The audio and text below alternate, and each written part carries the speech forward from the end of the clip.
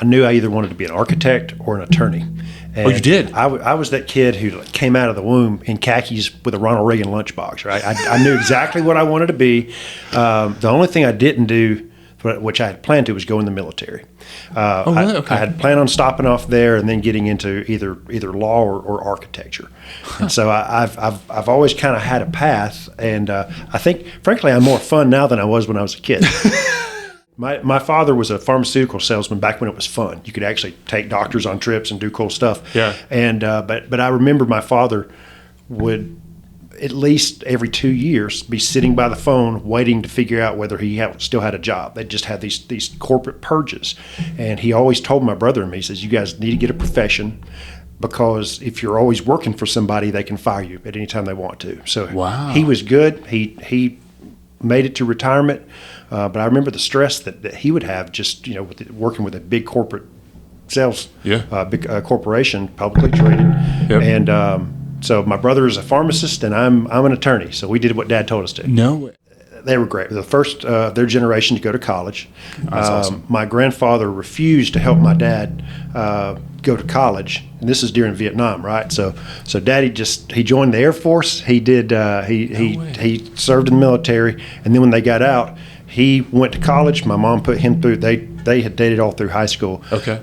And she put him through college, and then when he finished up college, they just swapped roles. She went and finished. So they both first in their family go to college. My mother was a biology teacher, and my dad was a pharmaceutical salesman. I loved wrestling, so I wrestled from like fourth grade through the end of the high school. Okay. But then I was also played percussion, so I was in band. And Okay. So I was that kind of weird kid who straddled the line. I'd hang out with the jocks a little bit, and I'd hang out with the band guys.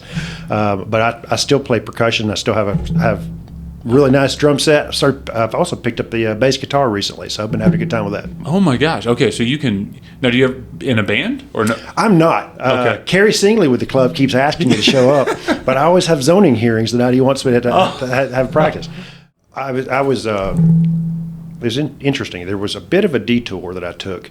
I had this idea I was going to do biomedical engineering, and so this is my senior year of high school when you start really thinking about, wow, this is for real, and I got to go make some decisions. So I went in as a chemistry major. My brother was a chemistry major, and I thought, well, Matt did it, so might as well do it. Yeah. I did okay, but I hated it. I just couldn't think of. So I ended up going back, got a business degree, and I had this professor, and she was awesome. Interestingly, she was actually the women's Olympic softball coach. Their team practiced out of Chattanooga, and she was my business law professor. And of course, I was that guy in class who's always raising his hand and stopping the class to ask questions. Well, my classmates didn't like that, but the professor really did. And so she said, "You ever thought about going to law school? Because obviously you're briefing cases, you're figuring this thing out." I said, that's kind of what I had planned to do anyway. So she said, let me help you out. So she gave me some advice about applying for law school.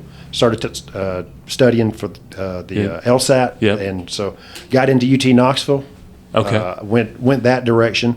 Was fortunate. I always tell people this, not to be pretentious, but I stayed in law school for 4 years. And the reason I tell people I got my MBA was not because I'm bragging about having an MBA. I just want to explain why it took me 4 years to get my law degree. But no, Knoxville was great. And but then when it came time to get a gig, a full-time job, I had an offer in Georgia, and I had one in Murfreesboro. And I kid you not, I chose it to go to Georgia because it's closer to where we hunt. So we moved down here, and that's where I got my job. Probably shouldn't say this in a public forum, but I didn't do great on the LSAT. It was, but I only took it once. I mean, I don't know if they felt sorry for me and said, "Hey, this dude had a bad day." But I had a really good GPA in undergrad, and so I got into UT, and I ended up taking a business transactions concentration. Okay. So it was stuff like mergers and acquisitions, real estate deals, and got top of the class in that, which was actually pretty cool. Yeah. But the LSAT was not my best day. You don't. And so I am a zoning attorney, which is a weird practice. A lot of folks will say they will do zoning work, but the people who are really in this day in, day out, there's maybe 50 in the state that really understand the political side of it, and if they have to litigate, they can. But I remember my first year, and you're doing tort law, and I'm sitting there reading cases, and I thought, oh my word, is this what I'm going to have to do for the rest of my life? I just had this existential moment. I'm like, I don't know that I can do this. I just didn't want to go chase ambulances. And Right.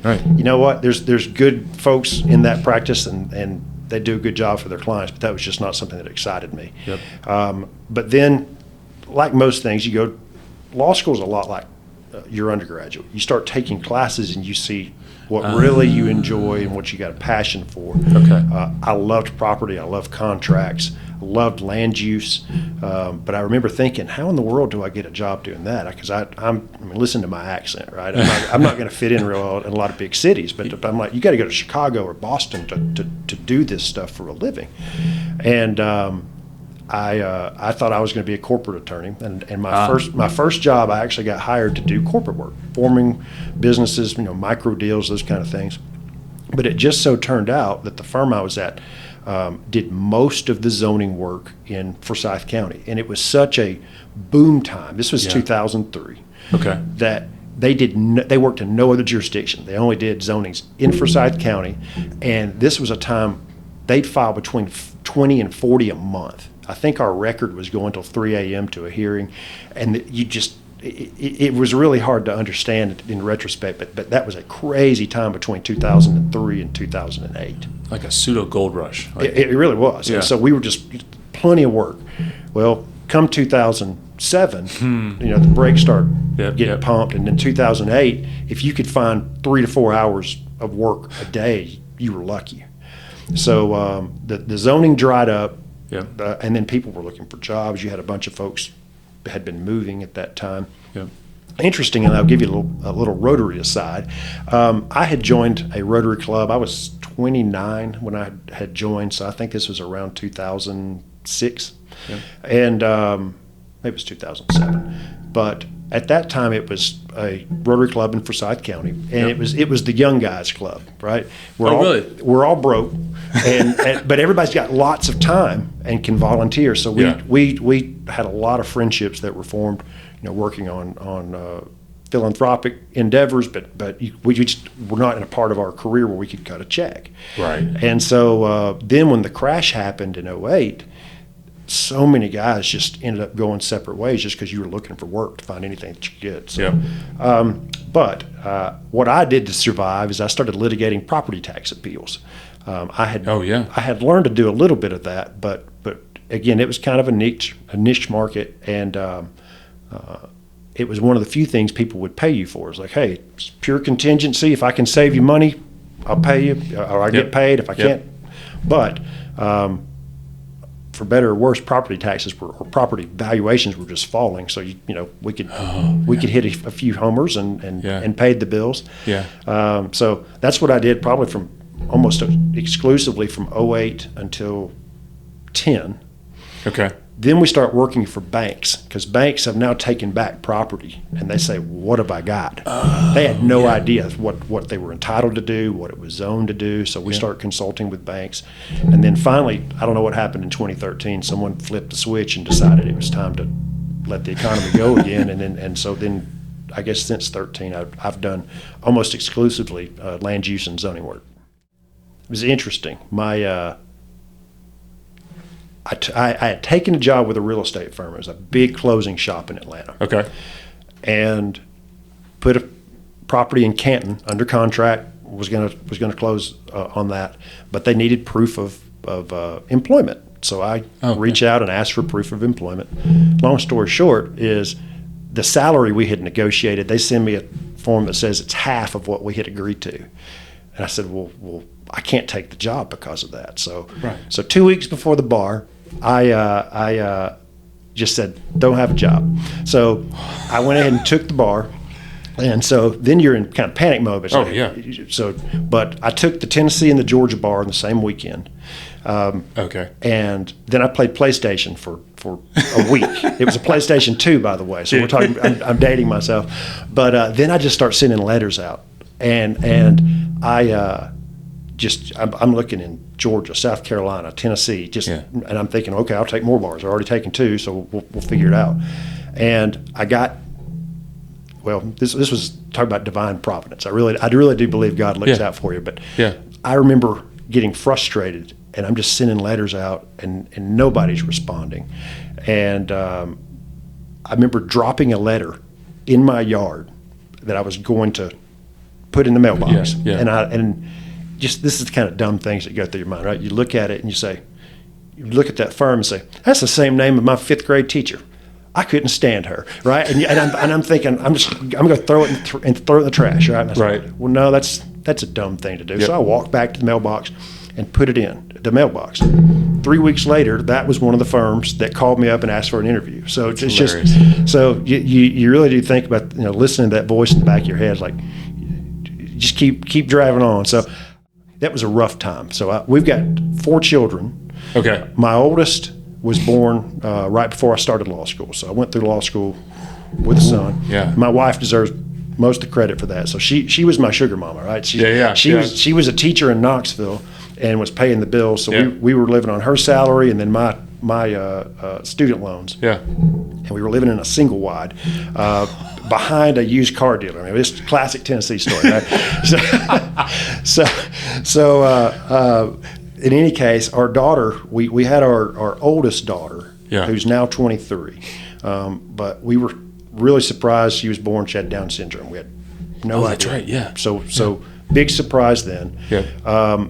Within 3 months, she ended up having to have open heart surgery up in Cincinnati. Oh, my goodness. A lot of kids with Down syndrome have heart defects, right? So we learned about all this stuff. Okay. So she had surgery. We're finishing up school. Then we find out that she's got leukemia. So that was a rough year. And, oh my gosh! And so this is all when we're starting. So anyway, I get hired by this firm in Cumming, who were so good to us. And that first year, it was just a grind. We ended up having to send my son to live with his grandparents in Chattanooga. My wife was living down at Scottish Rite. Yeah. And then I was up here, and I would drive down to the hospital every night, spend an hour and a half, 2 hours to come home. So, but that employer was so good to me and worked with me. And I mean, we were a liability, right? When you come in. You're right. But we survived that season, but that was a rough first year. Oh my gosh. But they saw potential in me, and they got me working, and so they ended up, as I was saying, that the zoning boom was so big at that time. They said, well, hey, we've either got to hire somebody else, or if you want to move over from the business section over here to the land use section, come on. I said, well, I've always enjoyed that. So, right. Got into that, thrived, and it's been a great career. Social media. Really? That's been a huge change. When we started, social media really didn't pick up and get into the land use realm until 2011, 2013. So what happens with zoning, a lot of it's lobbying.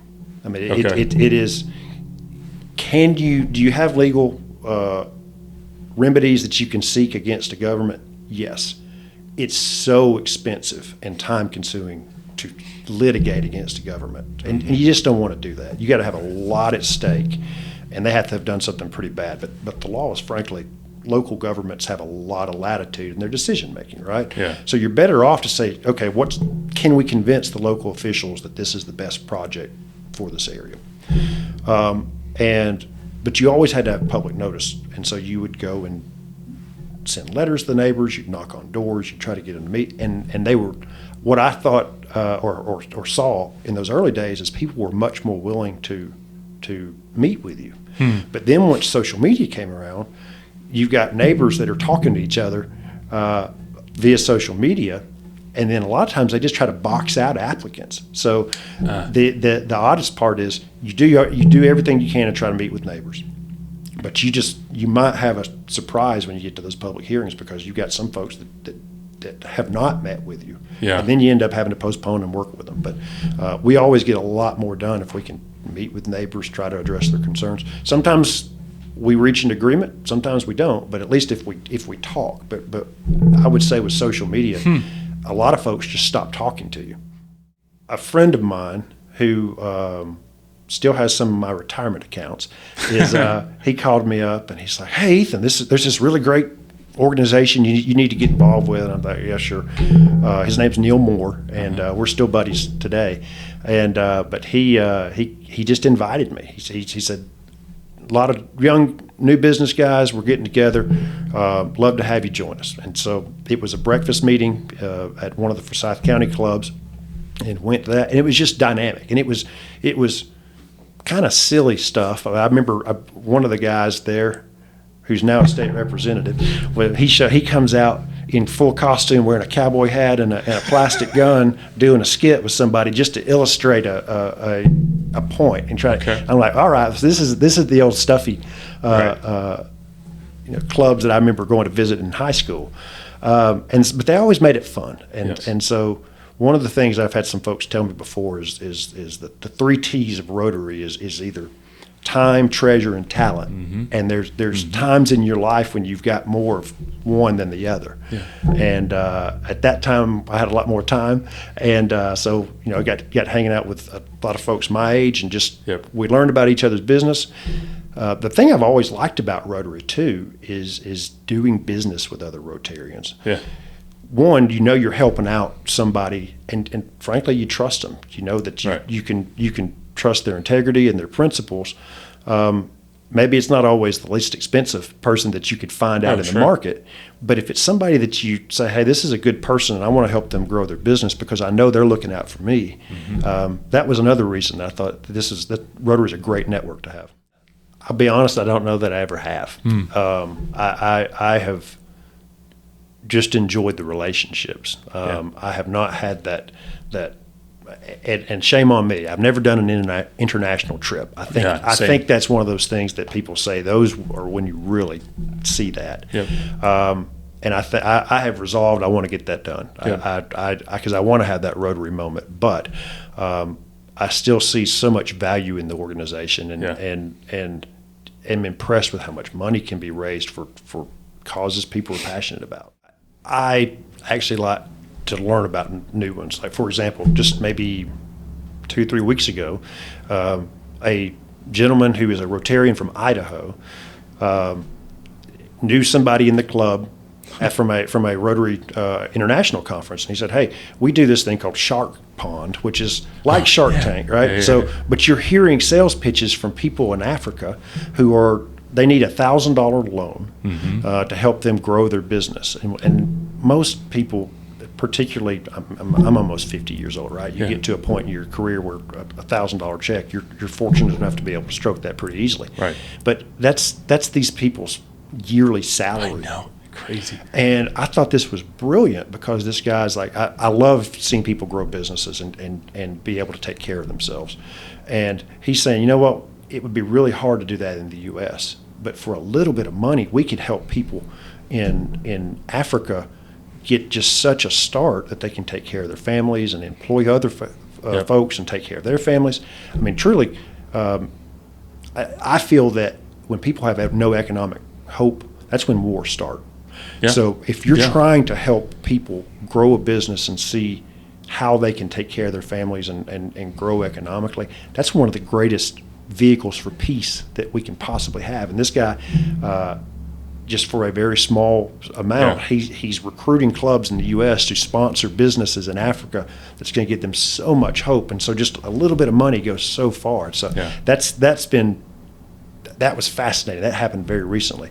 But we've got other folks that we work with, and I have enjoyed giving to the Rotary Foundation because, sometimes I say, I don't really know the best place to put my money. Here you go, guys. I'm happy to help out. Yep. You all figure that out. And I've never been displeased with where the money's gone. I've tried to get my children involved with the club. And what time, Dad? yeah, that's right. So I've had I think one of my daughters came and helped us stuff backpacks before. Yep. And we looked at trying to do some type of an exchange and get one involved with that. But we have not been able to do so. So we've still got one of our daughters, our typical daughter, she's almost 17. She'll be 17 next week, and I'm sorry, next month. And I'm trying to get her, we've got her that one last year to get her involved with some charity work. I'll be honest, I never thought it would last this long. When I joined, I thought, well, this is just a kind of a business networking club. And then as I got and stayed in there, I made a lot more friends. And I would tell you, you're going to make more friends if you spend more time volunteering. That is, if you just show up at meetings and you have breakfast, you don't get much out of it. Yeah. But when you start spending time, go to the social events. So when I first started, it was almost 19 years ago, it really was for business purposes. But then as I stayed, I kept seeing what Rotary does. And I said, you know what, this is more than a network. This is a group of friends, but it's also so powerful in what it does to change the world and local communities. What I would like to see more of in the club is just giving people more the attaboys and the attagirls. I think there's so much that people praise do and recognition, that you just don't know, and frankly, most of the folks don't want it.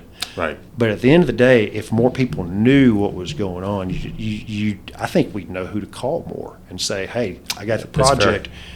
This person's so talented; they've got a passion for that. So I do think praise for folks is important for a couple of reasons. One, it's letting them know that we see it. Yes. And then secondly, being able to identify them for future projects. I would tell them that it is a good network of people. You're not going to find a better group of people that you can hitch your wagon to. Yeah. They're going to lift you up and help you in your career, but they're also going to help you as a person. Mm-hmm. I would also tell that young person that you're going to find a lot of the volunteer hours extremely fulfilling, and it just changes your perception from it going from a business network to helping to make the world a better place. Yep. But I would also emphasize, though, it really is a good place to do business, and doing business with other Rotarians.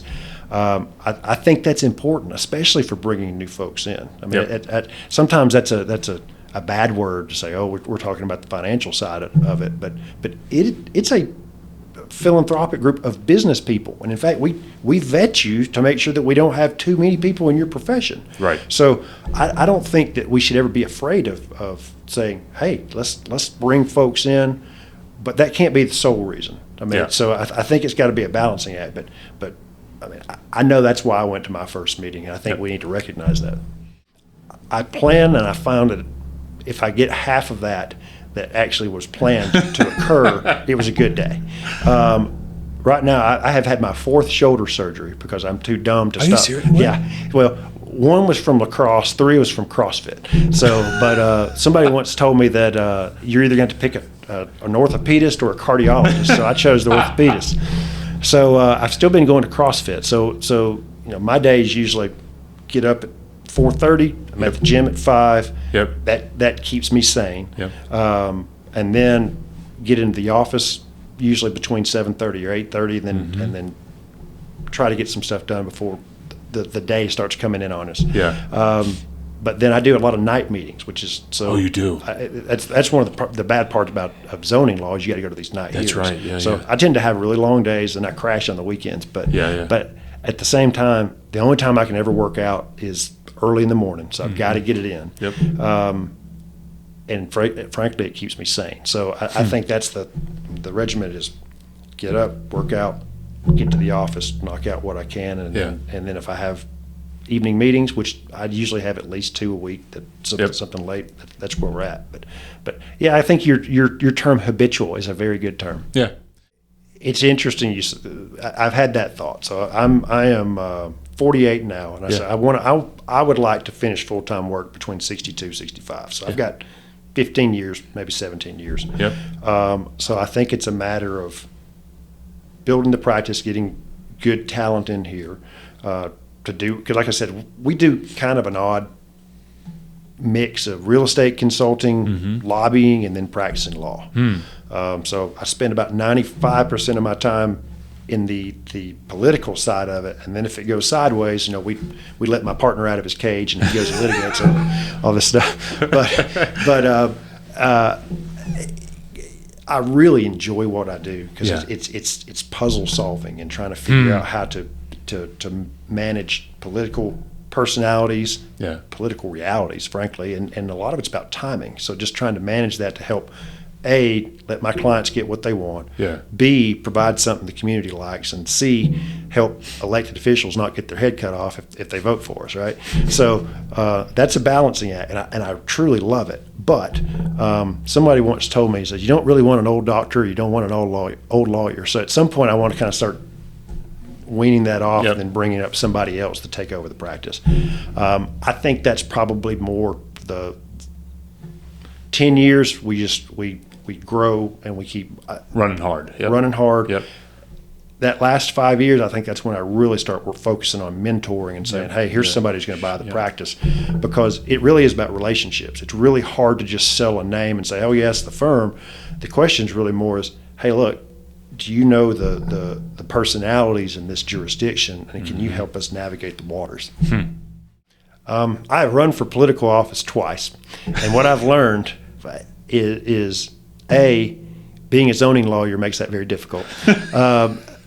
And then two, I'm still stupid enough to really want to do it. I have a passion for politics. I think maybe that's the retirement. Maybe it's like I do well enough at some point, and I say, you know what, now I'm going to put that to the side and go do something with public service. But I've had a passion for that since I was a kid. A lot of what we do is politics, but I still think I'm dumb enough to run for office at some point. Yeah. I just don't know quite when.